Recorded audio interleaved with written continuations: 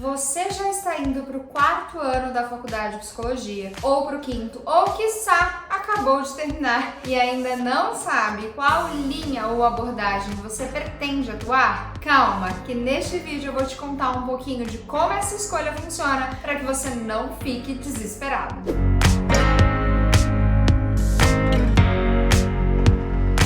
Olá, seja muito bem-vindo a mais um vídeo aqui do canal. Meu nome é Gemima Giron, eu sou psicóloga e professora e nesse vídeo eu vou te falar um pouquinho de como acontece essa escolha da linha profissional. Bom, a primeira coisa que eu queria dizer pra você é o seguinte: calma que há tempo para tudo nesta vida. Se você ainda tá no começo da faculdade, calma, não precisa se desesperar, porque você ainda vai assistir e ouvir e presenciar muitas situações dentro da faculdade que poderão servir para que você faça suas escolhas ao longo do tempo. Você pode, por exemplo, de cara, já eliminar aquelas que definitivamente não tem nada a ver com você e já ir se aproximando daquelas que lhe parece melhor, que lhe parece fazer mais sentido. E aí depois que você faz esse primeiro filtro, você vai então fazendo a sua escolha. Mas você que já está lá no final e precisa dessa decisão, ainda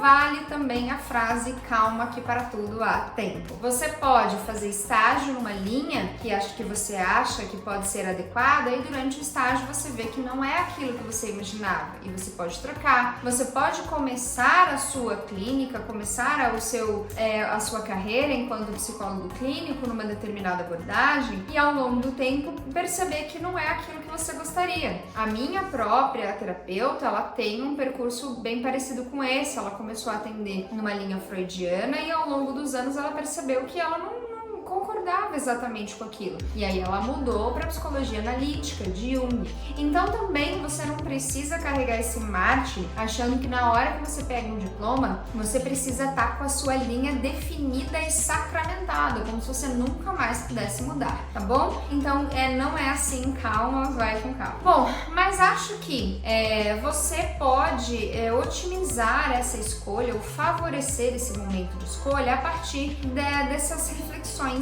que eu vou falar para você aqui nesse vídeo.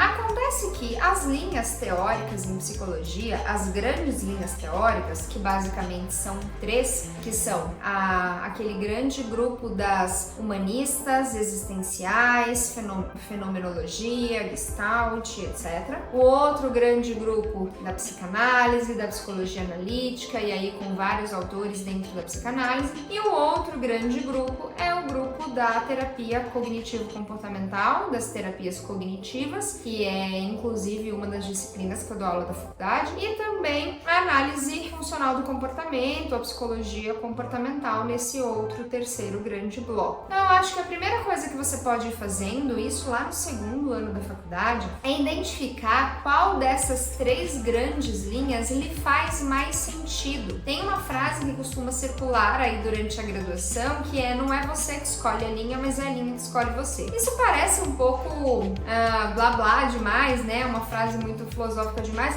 mas na verdade o que essa frase quer dizer é o seguinte: olha, não é você não escolhe a linha como se fosse ali pães, né? Um pão negro, ou um pão com gergelim, ou um pão sem glúten, sabe? Esses tipos de pães todos que tem na padaria. Você fala, não necessariamente, não é assim que se escolhe, vendo as características como se fosse característica dos pães e se escolhe a linha. Não é assim. O que acontece? Conforme você vai ouvindo coisas sobre as linhas terapêuticas, você vai concordando automaticamente com aquilo ou não. É muito nítido quando eu tô dando aula, por exemplo, de psicologia cognitiva, e aí eu vou dizendo que são os nossos pensamentos e as nossas crenças que conduzem o nosso comportamento. É nítido como o olhinho de alguns alunos fazem assim.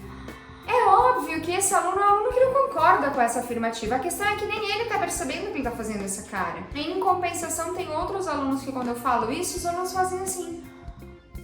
Quer dizer, a própria expressão facial dele vai dizendo que ele está concordando. Então, eu acho que a primeira questão é a seguinte: conforme você for ouvindo as teorias, imediatamente vai lhe vir uma reação do tipo: nossa, eu acho que eu sempre pensei isso, não sabia que isso era dessa linha. Ou então pode vir uma reação do tipo: nossa, mas de onde esse cara tirou isso? Meu, nada a ver. Então, a partir dessas suas reações de imediatamente se identificar com algum pensamento ou não, você vai então descartando determinados blocos de teoria ou não. Uma outra coisa que eu costumo dizer muito para os meus alunos é o seguinte: se você está em dúvida, o que você tem que fazer não é se afastar da linha que você ficou meio assim, ai, coisa estranha. É o contrário, é se aproximar. Quanto mais você estuda determinada teoria, mais fica evidente se você concorda com ela ou não. Então, se você ouve por aí a ideia de Winnicott ou de Melanie Klein e você não tem certeza se você concorda ou não com aquela história toda, faz o seguinte: estuda tudo que você puder sobre Winnicott, ou então estuda tudo que você puder sobre Klein. E aí, quando você estudar muito sobre aquilo, vai ficar mais claro se você concorda com aquilo ou não. Foi esse processo que aconteceu comigo, por exemplo. Eu lembro até do meu professor, o professor Raimundo, por um acaso ele me encontrar aqui na internet, o professor Raimundo lá da Estácio de Sá de Nova Friburgo, no Rio. Ele era meu professor de psicanálise e eu, durante as aulas dele, eu tirava excelentes notas, porque eu realmente estudava muito. Aliás, eu ouso dizer que eu chegava a estudar mais psicanálise do que muito aluno que se dizia que seria psicanalista. E eu estudava muito aquilo porque desde o primeiro momento que eu ouvia, eu falava: gente, mas eu não concordo com isso, eu não acho que as coisas sejam assim. E para eu tirar essa minha dúvida, o que eu fiz? Me afastei? Não. Eu fui realmente ler. Li as obras completas, óbvio que não li tudo, mas tudo que eu lia sobre, eu ficava refletindo. Será que isso corrobora aquela minha ideia inicial de rejeição? Ou seja, será que quanto mais eu estudo, eu continuo com aquele pensamento do tipo, realmente não penso isso? Ou quanto mais eu estudo, eu falo, nossa, faz todo sentido. Então, essa é uma dica importante. Leia e tenha acesso a essas teorias todas para que você realmente veja se você teve uma repulsa porque não concordou ou se você realmente gosta. Uma outra coisa importante, eu sei que é difícil para o ser humano isso, porque também para todos nós é difícil, a gente separar o mensageiro da mensagem. Então, o que eu quero dizer com isso? Muitas vezes você não gosta do professor, você não teve empatia com o professor e nem o professor com você, o que acontece? E às vezes você diz que não gosta de determinada linha porque na verdade você não gosta do professor que te deu a aula. Então, como é que você resolve isso? Vai estudar a linha sozinho para ver se você realmente concorda ou não. Então, eu acho que essas são as maiores dicas. Primeiro, você prestar atenção na sua reação inicial. Se ao ouvir as teorias você fala, gente, esse negócio é muito bizarro, ou se você fala, cara, eu sempre pensei nisso, só não sabia que isso era isso, sabe? E a outra é você estudar a fundo as linhas que você não gosta para ter certeza que você não gosta e estudar a fundo a que você gosta para você ter certeza que você gosta. Uma outra coisa importante, isso eu acho legal, é você conversar com os professores. Então, conversem com eles do tipo, como é a sua atuação na clínica? Então, vamos supor que você esteja pensando em fazer terapia cognitivo-comportamental, que é a minha área. E aí você fala, professora, mas eu queria trabalhar com transtorno de personalidade. A terapia comportamental não tem nada a ver com isso. Aí eu vou falar pra você, claro que tem. A terapia comportamental tem uma série de protocolos específicos para transtorno de personalidade.